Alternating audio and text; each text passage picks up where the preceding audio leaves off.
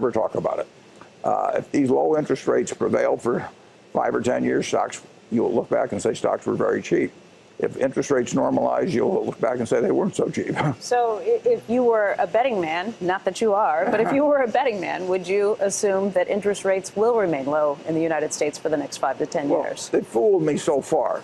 So I've been wrong. I would have thought by now you'd have seen much more, much higher rates than we have now, which are essentially nothing. It looks to me like they're certainly going to stay low as long as Europe keeps following the present policies, and Europe will probably keep following those policies till they see their European economy come back fairly strong. I don't know the answer to that, and I don't bet on it. What I do is if I had an easy way and a non-risk way of shorting a whole lot of 20 or 30-year bonds, I would do it. But that's not my game, and it can't be done in the kind of quantity that would make sense for us.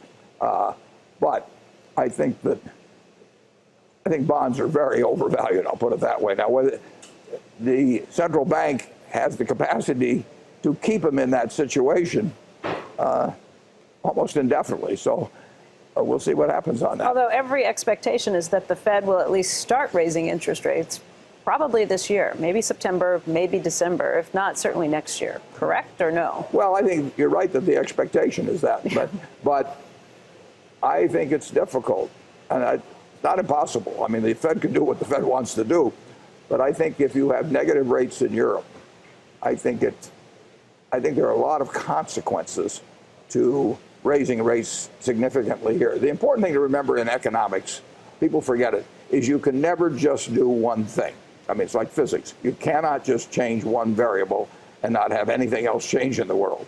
And when Poland borrows at negative interest rates, it has an effect on what we can do without changing export prices, all kinds of things. So, meaning that our rates look so much more attractive, people come flooding into our issues, the dollar gets stronger, and you don't want to even continue that curve. Becky, I'm sitting with a lot of money in euros that has to be in euros at our insurance company in Germany.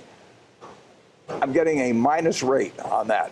Well, that gets your attention. if you were sitting with some money, in your billfold, and every day a little bit of it got clipped away, you'd start wondering, why is this in my billfold? And so it pushes behavior. Interest rates push behavior like, incredibly. And we are not immune from what goes on in a market as big as the euro market.